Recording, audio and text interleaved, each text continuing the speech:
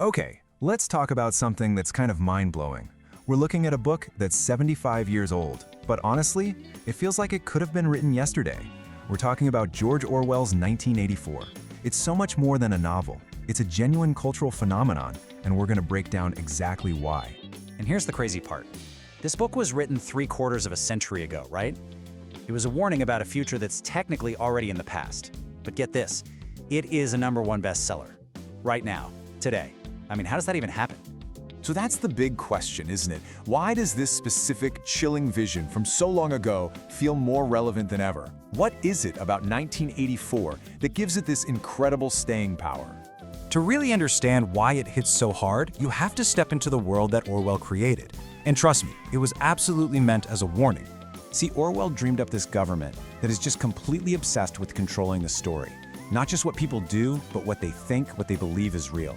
In this world, the official narrative is the only narrative, and the government will literally erase history and people to make sure it stays that way.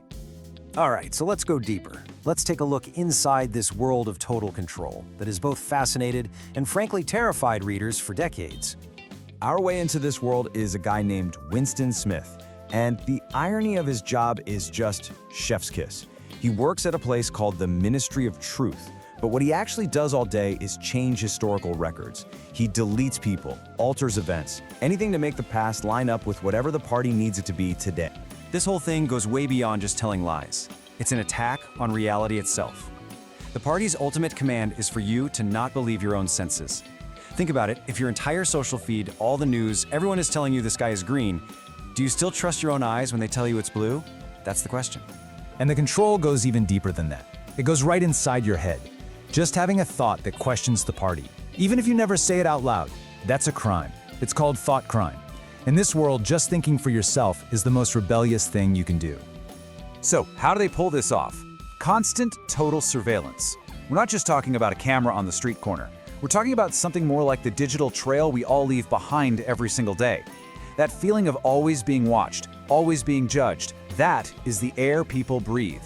You can never, ever escape the eyes of Big Brother.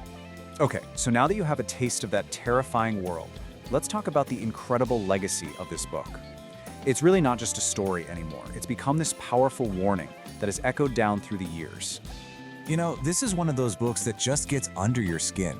And not just for a few people, for whole generations. The concepts, the words, Big Brother, thought crime, Orwellian, these aren't just book terms anymore. They're part of our actual vocabulary for talking about power and control in the real world. And if you want proof, just look at the numbers. They're absolutely wild. Over 5.4 million ratings on Goodreads alone. That tells you this isn't some dusty book people are forced to read in school. People are actively reading it, thinking about it, and arguing about it. It's constantly at the top of the bestseller lists for classic literature, and it was even nominated as one of America's favorite novels. This book is a living, breathing part of our culture right now. And all of that relevance, all of that buzz, brings us to why we're talking about this today. There's a brand new 75th anniversary edition out.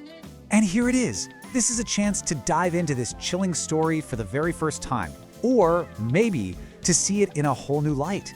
It's basically proof that the conversation Orwell kicked off all those years ago is nowhere near finished. So what's new here? Well, you got a new introduction from the incredible author Dolen Perkins-Valdez. And there's a new Afterword by Sandra Newman, who actually wrote this fantastic feminist reimagining of 1984. So you're getting these fresh, modern perspectives that show just how much this old book still has to teach us. And that really brings us full circle, back to that core command from the party.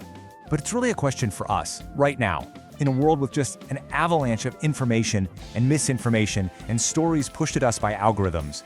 How do you know what's real? How do you trust what you see with your own eyes? It's a heavy question for sure. If you want to tackle it head on and dive into this absolute classic, or see it in a new way, the link to the book is right there in the description.